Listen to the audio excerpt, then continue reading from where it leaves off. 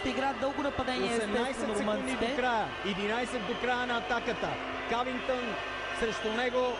Маринов. Кавингтън го И пак ще ги минава. вкара. Не. Кой ще се пребори там? Отново за същия Кавингтън. Няма такъв кош. Невероятен кош. Няма 2 секунди и такъв кош. 80 до края. Кавингтън е морален победител.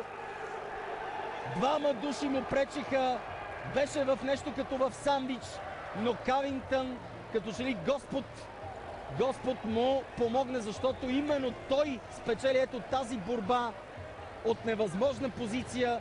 В две атаки, една след друга, Кавингтън остава неразрешима загадка за българския отбор. Никой не успява да го спре.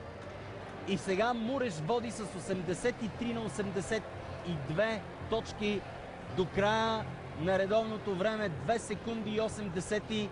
Какво ще измислят играчите на Рилски Спортист? Много е сложно сега положението, защото топката трябва да се вкара в подкошието. Има цяло игрище, което се минава в най-добрия случай за около 3 секунди с дривъл, а времето е по-малко от това, което е необходимо. Да видим какво ще направят. Пак някакъв дълъг пас евентуално и стрелба за Рилски Спортист, които сами загубиха този двубой. Абсолютно пропиляха всякакви шансове. Кавингтън вкара. Аз за първи път виждам такъв кош.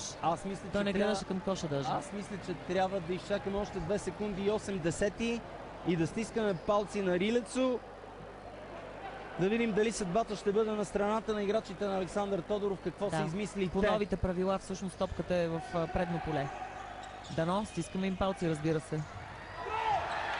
Карай, Сашо! По същия начин, като в предния матч, Александър Тодоров и неговите играчи поразиха съперника с тройка в последната секунда. Невероятна драма тук в залата в Самоков. Кой не очакваше това?